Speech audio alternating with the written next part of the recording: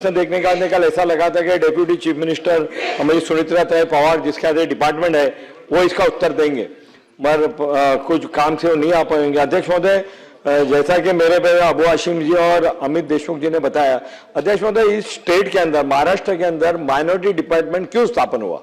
और स्वर्गवासी विलासराव देशमुख जी पहले इसके मंत्री रहे, कैबिनेट के चीफ मिनिस्टर रहते हुए उन्होंने माइनॉरिटी डिपार्टमेंट का पोर्टफोलियो अपने पास रखा था। अध्यक्ष महोदय, Sachar committee report, Mahmood Rahman committee report और सब बनने के बाद में यह तय हुआ था कि स्टेट के अंदर माइनॉरिटी बहुत ही पिछड़ी है, उनको मेन स्ट्रीम में लाने के लिए ये डिपार्टमेंट बना था। अध्यक्ष महोदय, आज वो डिपार्टमेंट बहुत अफसोस के साथ कहना पड़ता है कि डिपार्टमेंट डिफंग हो गया। डिफंग हो गया मतलब कि वहां पे कुछ काम नहीं हो रहा है।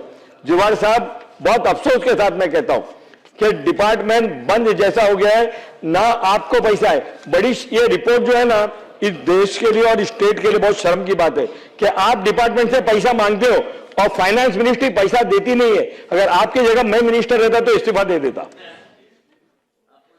आप डिपार्टमेंट से इतना 8 लाख करोड़ का बजट और एक 100 करोड़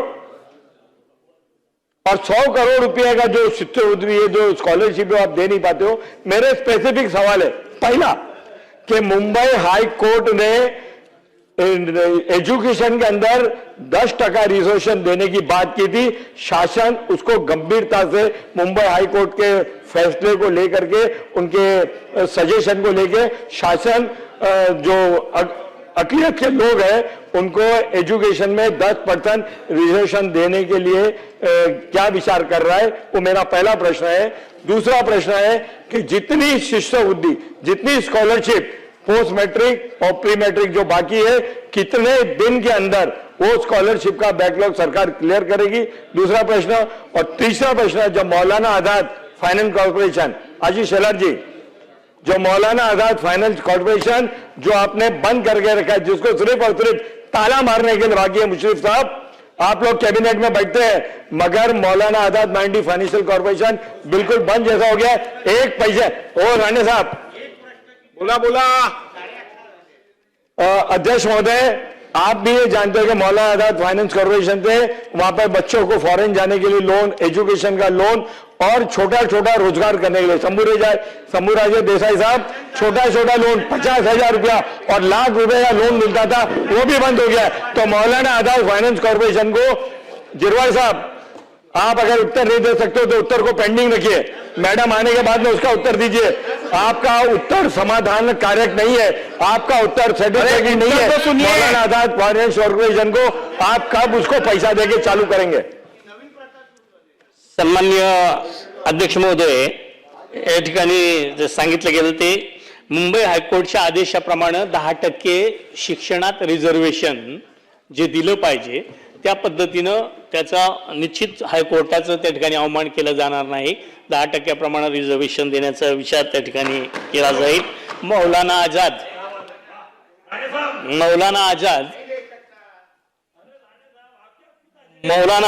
महामंडळाचा जे काही या ठिकाणी चर्चा झाली त्याही संदर्भात त्या ठिकाणी निर्णय घेण्यात येईल।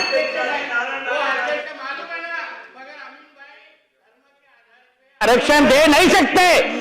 अरे बाबा, दिया तो मगर खारिज किया ना, काय को गलत बोल रहे हैं उनके मुंह से धर्म के आधार, जात के आधार। आप मुस्लिम समाज के अंतर्गत जात पे मांगिए ना, मुस्लिम समाज के अंतर्गत अध्यक्ष साहेब कास्टच्या अगोदर मागू शकतात, धर्माच्या आधारे नाही देऊ शकत अध्यक्ष महोदय, म्हणून तर नाही दिलेलं ना। उगाच चुकीची बातमी देत आहेत, त्यांच्यामध्ये जे जाती आहेत त्याच्या आधारे मागू शकतात अध्यक्ष महोदय। उगाच त्यांच्या तोंडातून काहीतरी चुकीचं काढतायत, काय बोलतात? देखिए, एक मिनट बसून घ्या। एक मिनट, ठीक है, देता हूं, बैठिए। या भुजबल साहब को सुनिए।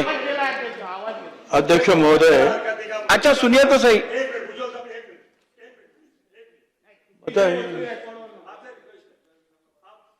अध्यक्ष महोदय, धर्म के नाम पे हम रिजर्वेशन नहीं मांगते। जो रिजर्वेशन नारायण राणे कमेटी ने दिया था, SBCA, सोशली इकोनॉमिक बैकवर्ड जो अल्पसंख्यक के लोग हैं उनको ये रिजर्वेशन मिलना चाहिए। ये गाने समिति ने दिया था, हम जात के नाम पे, हम धर्म के नाम पे रिजर्वेशन नहीं मानते। जो बैकवर्ड है, जो गिरोल साहब है, उसको रिजर्वेशन देना चाहिए। अध्यक्ष महोदय, गिरोल मांग है।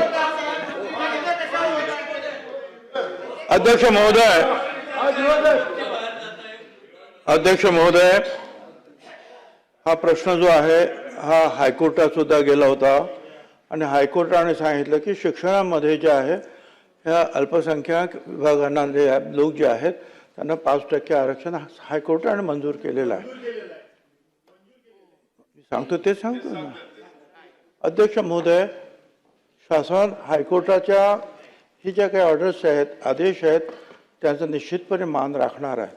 पण त्याचबरोबर मला सन्मान्य सदस्यांना सांगायचं आहे की हे जे या सगळ्या आपण इतर ज्या गोष्टी जे बोलल्यात त्याच्यामध्ये ओबीसी मध्ये सुद्धा मुस्लिम समाजातले जे घटक आहेत, मग मनियार असतील, कुरेशी असतील, नजाफत, हे सगळे जे आहेत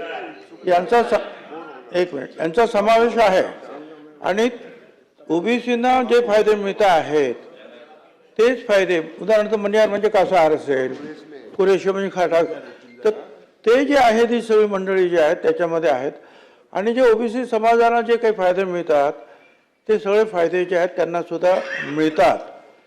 आणि म्हणून आपण ज्या ज्या काही गोष्टी नवीन सांगितलेल्या आहेत किंवा मागण्या केलेल्या आहेत त्या संदर्भामध्ये शासन निश्चितपणे जे आहे मुख्यमंत्री उपमुख्यमंत्री यांच्याशी जे आहे चर्चा करील आणि त्यातून काय मार्ग काढायचा आहे, सगळ्यांना शिक्षण द्यायचं आहे, त्याच्याबद्दल आमच्या मनामध्ये शंका नाही। आणि म्हणून मला असं वाटतं ठीक आहे, समाधानकारक उत्तर आलं असल्यामुळे आता पुढचा प्रश्न